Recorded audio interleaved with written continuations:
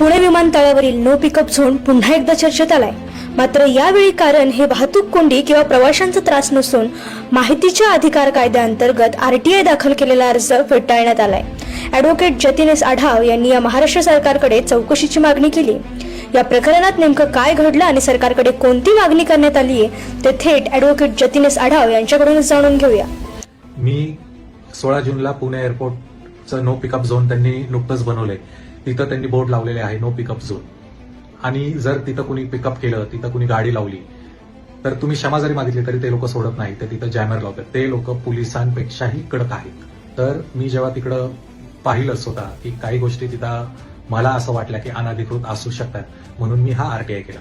RTI मध्ये मी फार सोपी प्रश्न विचारलेली, तुमचा जो नो पिकअप झोन आहे हा सुरू कुठनं होतो, संपतो कुठनं, त्याचा लेआउट काय, त्याचा मॅप काय आहे, अप्रूव्ड मॅप तुमचा तो, त्याचं जर काही नोटिफिकेशन तुम्ही काढलं आहे नो पिकअप झोनचं, तर त्या नोटिफिकेशनची कॉपी द्या. तो जो रस्ता आहे जो एअरपोर्टच्या बाहेर आहे आणि त्या रस्त्यावर हद्द कुणाची आहे, पुणे पोलिसांची हद्द आहे, आर्मीची हद्द आहे, एअरपोर्ट ऑथॉरिटी ऑफ इंडियाची हद्द आहे का कुठल्या प्रायव्हेट पार्टीची हद्द आहे. तर तो आरटीआय माझा 3 दिवसामध्ये त्यांनी 19 तारखेला रिजेक्ट केला. त्याच्यावर त्यांनी कारण असं दिलं, जो नवीन आरटीआय रूल आलेला आहे 12 तारखेला, त्याच्यात तुम्ही तो कंप्लाय नाही केला, तुम्ही तो कंप्लाय करा आणि आम्ही तुम्हाला माहिती देतो. परंतु त्याच्यात हे नव्हतं लिहिलं की काय नक्की काय कंप्लाय नाही केलं, फीस कमी भरल्या का, प्रश्न जास्त विचारले, तसं काही नाही केलं. उत्तर वेग होतं. मी त्याचा अपील रेस केला.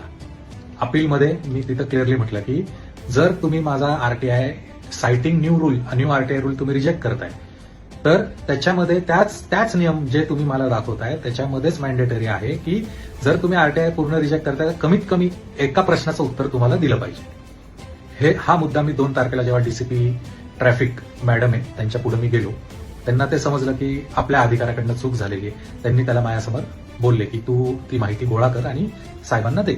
मला काल रिप्लाय आला. प्रत्येक जो प्रश्न मी विचारलेला की ह्याचं जे लेआउट आहे ते लेआउट ह्या ऑफिसकडं नो पिकअप झोनचं लेआउट अवेलेबल नाहीये. ज्युरिस्डिक्शन कुणाचं आहे आमच्याकडे ही माहिती अवेलेबल नाहीये. नोटिफिकेशन काय आहे का आमच्याकडे ती काय माहिती अवेलेबल नाहीये. पेपर नोटीस काय सूचना पब्लिकसाठी काढलेली का नो पिकअप झोन इम्प्लिमेंट करायच्या अगोदर ते देखील आमच्याकडे नाहीये.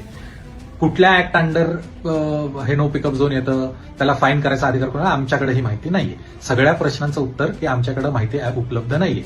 आरटीआय ऍक्ट म्हणजे की गव्हर्नमेंटनी स्वतःहून बेसिक माहिती लोकांना उपलब्ध करून देणे.